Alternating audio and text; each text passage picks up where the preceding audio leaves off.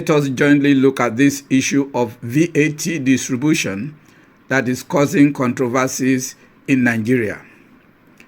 The current structure of value-added tax distribution is federal government takes 15%, state government takes 50%, and local government takes 35%. What this means is that for every 100 naira of VAT that is collected, the federal government keeps 15 naira, and the state government keeps 50 naira, and the local government keeps 35 naira. So the total of what local government and the state government keeps is 85 naira. This 85 naira is further subdivided into 20% retained by state of generation, 30% distributed on the basis of population, and 50% is shared equally. It means that the 85 naira, the states that generate the money takes 17 naira. Out of this 85 naira, 25.5 naira is distributed on the basis of population, and the remaining 42.5 naira is shared equally. Now, the current Tinubu proposed structure says that federal government will no longer take 15%, but they will take 10% and gives extra 5% to the state. Then local government will retain its 35%. So the state will now have 55%, local government 35%, making a total of 90%. Now, how this 90% is distributed is that 30% will be retained by state of derivation. That means where the VAT is collected from. Then 20% will be shared on the basis of population, and 50% will still be shared equally. Meaning that in every 100 naira VAT that is collected, federal government will keep 10 naira, state government will keep 55 naira, and local government will keep 35 naira. Now, when the 90 naira that is shared by local government is subdivided into three, derivation takes 27 naira, population takes 18 naira, and equity takes 45 naira. But when you look at it critically, VAT by definition is a consumption tax. So the states that the money comes from is because they consume and they pay tax. Population also is what consumes commodities and services and goods and pay tax. So when you look at it, derivation and population are one and the same thing. So there's no need to separate them. So by definition, VAT is 50% derivation, and that is what we should be looking at. So if we've agreed that derivation and population are the same by definition, therefore 50% should be retained by state of derivation, then 50% shared equally. That is the definition of the current Tinubu structures. There is no need to go into complication of making population and making derivation separately. It is not necessary, because VAT is a consumption tax, and derivation and population means consumption. Because without consumption, there is no derivation. Without population, there is no consumption. So what that means is that for every 100 naira collected, the federal government will take 10 naira. Derivation will take 45 naira, and equally 45 naira will be shared. Therefore, we should pin on this definition of VAT as a function of consumption. Because of this, derivation is equal to consumption. But that is not where I'm going to.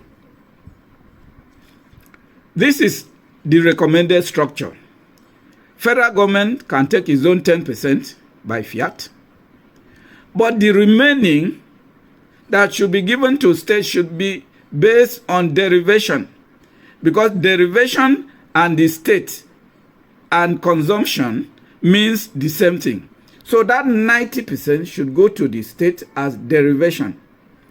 And this 90% will be shared thus: 40% to state government and 50% to local government. The share of local government should be equally, because it is not every local government that stands an advantage of collecting VAT.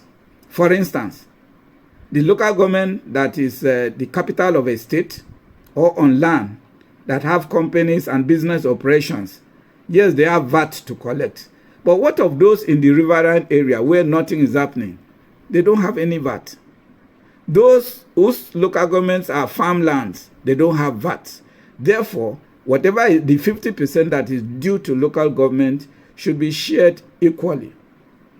But there is a problem that must be resolved before we think of sharing this VAT. We must be clear on the definition of derivation. Where exactly does VAT comes from?